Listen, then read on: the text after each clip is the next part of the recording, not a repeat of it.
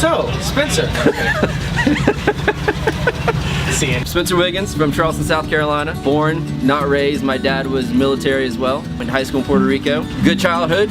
After high school, went in the military myself. Went in the Coast Guard. Was on a ship my first year. Went overseas, Bermuda, Spain, Italy, Portugal. You name it, I was there. Got out and lost that structure in life. Got a little wild and crazy. Let my hair grow about down to here. My beard was about down to here. Started smoking a lot of weed, lots and lots of weed. That turned into a lot of other drug use, drug experimentation. Pain pills were my choice. There was no accident, you know, where I had to take pain pills for pain. A buddy, honestly, he just left the pill over one day and I was like, oh, let me try this. I experimented with it and I was like, oh, this feeling's awesome. And then I met other people who had, you know, Molly and, you know, MDMA, and I was like, oh, let me try that. Try that and got addicted to that, you know, for a little while, and had a few health scares, you know, here and there. Never went to the hospital because I was kind of scared to call the ambulance. But a few times I thought I was having a heart attack, but it just turned out to be a really bad panic attack. I'm too young to be having scares like that, because at the time I was still in my late 20s, you know, and now I'm 33 years old and have a lot more life ahead of me to live. I forgot to mention this. I was married before. The addiction was not the downfall of the marriage. I was still in the military when that happened, but used for about 2 years before I got help. I went through a rehab treatment center through the VA down in Charleston. Got clean for a little over a year, then relapsed. But now I've been clean for almost 3 years. Hit some hard times down in Charleston. Had a friend was like, hey, move up here to Virginia. And I was like, okay, me and Virginia, we really don't get along too well, but I'll move up here anyways. Things didn't work out with her either. Then I found the Salvation Army homeless shelter, and they have a veteran side of the building, so I'm on that side right now. When I first got here, I've never actually been in a homeless shelter before. I've been in like transitional housing through the VA. When I got here, I got looks, you know, from people who had been here for a while. A lot of people told me I didn't give off the image of being homeless. I didn't really know homeless how to look. When people would tell me that, they're like, how you come off and how you present yourself, how you speak.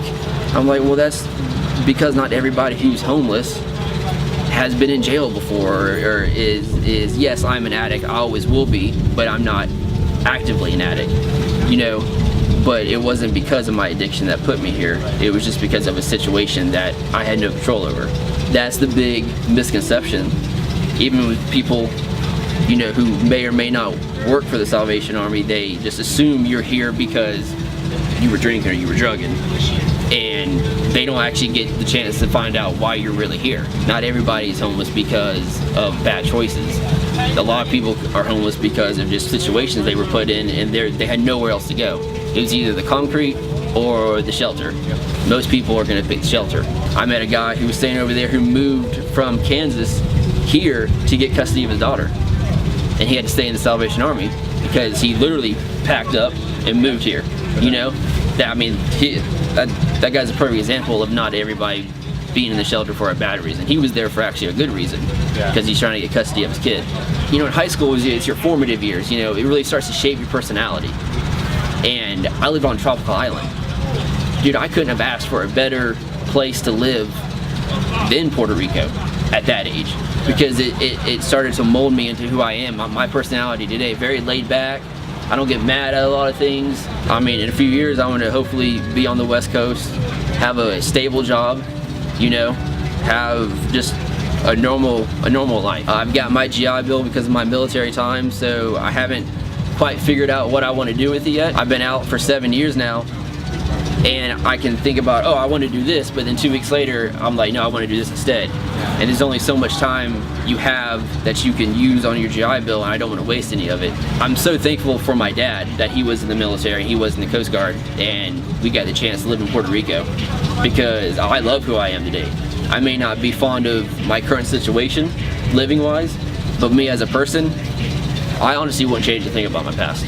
All through the awesome times, the rough times, all through the addiction, the relapses, I wouldn't change any of it, because it's made me a better person, and I'm able to educate people more, you know? People who don't know about addiction, who may know somebody who's going through addiction and they can't fully understand what they're going through. I'll talk to them, tell them my experience, and then they have a whole different view on it, because I've explained how it affected me and my family and my friends, and they look at it completely different. So I'm just glad to be able to put that out there in the world and use that bad experience for a positive influence on people. Yeah.